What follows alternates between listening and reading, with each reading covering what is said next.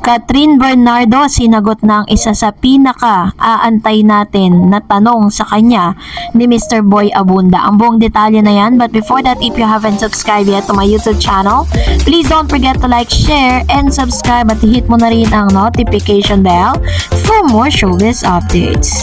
Of course, bago tayo magpatuloy sa ating updates for today's video, nais ko po muna magpasalamat sa lahat ng mga legit viewers, subscribers, at ang lahat ng mga legit na nagmamahal at sumusubaybay sa lahat ng ating mga updates.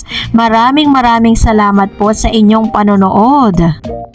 Narito na ang pinaka-latest updates po natin patungkol po sa ginagawang editing ng Hello Love Again, dahil base po sa post ni Miss Carmen Raimundo na nasa Bangkok, Thailand ngayon ay tila baga tapos na ang editing ng kanila pong movie na Hello Love Again. So parang if hindi po ako nagkakamali, no, if I'm not mistaken, parang sa Bangkok, Thailand pa ata, parang inedit yung kanila pong videos, yung kanila pong movie.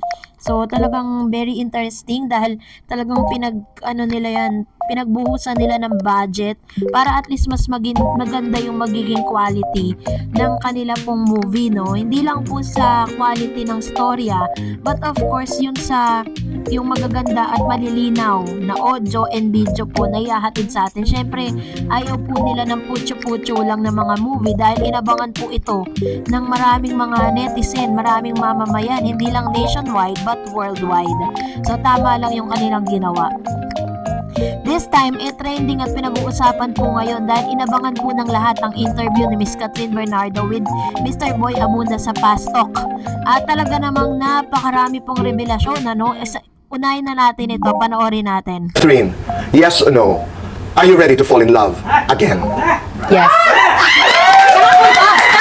Kasabay ng tanong ni Mr. Boy Abunda kay Miss Catherine Bernardo na inask siya if she was ready to fall in love again. Kasunod nito ay sinagot niya ito ng yes at kahapon pa. Kapag po in-investigate nyo yung deeper investigation with regards to this interview happened last October 3, 2024 kung saan ay nagpunta po siya ng GMA. Kasi pagpunta niya ng GMA, ano po yan, taping po yan ng kanilang doon po kay Mr. Dingdong Dantes, and then interview po with Mr. Boy Abunda. Isa-isahan na lahat yan para at least hindi na siya pabalik-balik, 'di ba? At kasunod nito sinabi niya na in love na siya, ready na siya to fall in love kahapon pa, which means for the entire time na magkasama sila ni Mr. Alden Richards, ramdam niya sa sarili niya that she's ready to fall in love and she's ready to have another relationship. So wala pala talagang inaantay na kailangan mag-isang taon pa yung kanilang breakups nung Katniel, nung dati niyang collab team, bago siya pumasok or ma-in love ulit, 'di ba? Sabi nga ni Mr. Alden hindi naman daw talaga natuturuan 'yan.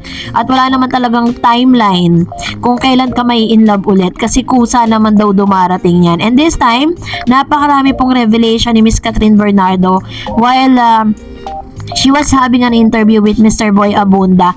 Ipinaliwanag niya dito, ang isa lang sa mga nakita ko dito no, sinabi niya na hindi raw nasayang or wala siyang regrets for 11 years na kanyang relationship, no, yung kanyang yung mga pinagdaanan niya, no, hindi niya raw yun pinanghihinayangan dahil naging masaya siya doon sa 11 years na yun dahil nag-grow siya at nag-mature siya doon po sa pangyayari na yun. And this time, tuwan-tuwa naman po ang maraming mga netizen, lalo na mga Katden fans, nagdidiwang po ngayon dahil sa gaganda ng mga sagot ni Miss Catherine Bernardo. So ibig sabihin pala, all this time na pinapanood natin silang dalawa, talagang may namumuo na talagang relasyon sa kanilang dalawa. Ngayon pa lang, hindi pa man inaamin ng tahasan ni Miss Catherine Bernardo and Alden Richards yung tunay na estado ng kanilang relasyon. Si Catherine na mismo ang tumapos ng spekulasyon ng marami. So, kung talagang nauunawaan mo, talagang if you go beyond and deeper dito po sa kanyang interview, you will understand the real score between them. Katulad po ng mga sagot ni Mr. Alden Richards.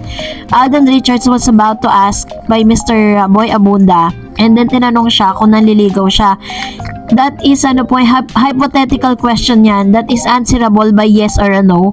Pero ang sagot niya is hindi niya tahasang sinagot, hindi niya, kumbaga parang hindi niya nasagot ng yes if yes or no if no.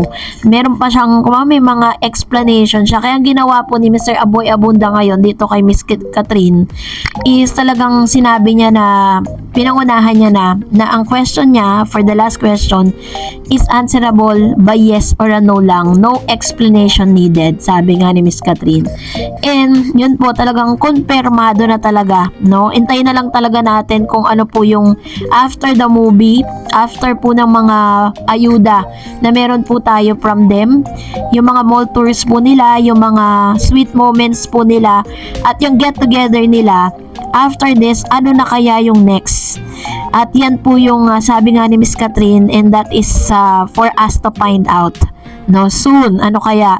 Kasi nung kumaalala ko po sa lie detector test challenge ni Mr. MJ Felipe, MJ ask Mr. Alden Richards if pagkatapos ba ng kanilang movie ay tapos na yung kanila pong pagkikita, and then parang sabay po silang humindi, kasi which means after that is still mananatili pa rin po yung kanilang pagkikita at mananatili pa rin kung ano man po yung nasimulan na nila. And now, let's talk about this one. Ano nga ba ang inyong mga reaksyon at komento patungkol naman sa latest updates po natin? Magbasa tayo ng inyong mga reaksyon. Unahin natin ang komento mula kay Miss Rason. Ang hirap talaga ng pangalan niya. Miss Marie Olga. Ayan, it doesn't change anything if they are couple. Why not tell the truth who has a hard time if Kat is in love with Alden, but she remembers that every weekend Alden spends his time with this family. So how can she manage all this? Ano daw sinasabi nito? Na parang sinasabi niya na every weekend daw nag-spend daw si Alden Richards ng kanyang time dun sa kanyang pamilya. Ewan ko bakit ko kinuha tong na to. Walang kakwenta-kwenta. Sabi ni Mr. Joel Lopez, iiwas yan muna yan si Kat patungkol sa kanila ni Alden. Kasi mahihiya pa yan. Baka nga naman mabash na naman siya. Sabihin ng mga Katniel fans ang bilis niyang nakahanap ng kapalit ni DJ. Pero sa mga nakikita natin sa kanila ni Tisoy, sila na talaga dinadaan lang nila sa pagkakaibigan muna para safe. True.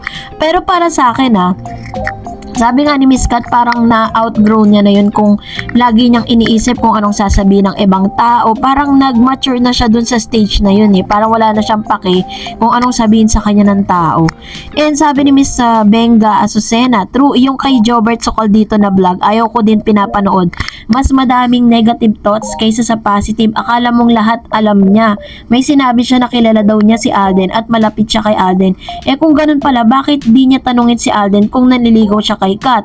At si Alden di naman nagdi-deny kung totoo unless ipapakiusap ni Alden sa kanya na wag munang sabihin in public. Kaya ayoko yan pinapanood, Miss Tarets. Ngayon pa na sinabi ni Kat sa tanong ni Tito Boy na ready na siyang ma-fall in love again.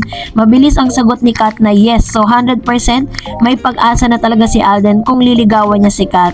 So ibig sabihin ng ko pa rin babalik-balik pa rin tayo dun sa sinabi ni Mr. Alden Richards that if i-rate daw niya yung closeness nila, 'di ba? Natanong po dun sa media day, if i-rate yung closeness nila, si Alden Richards ang sagot is 100%.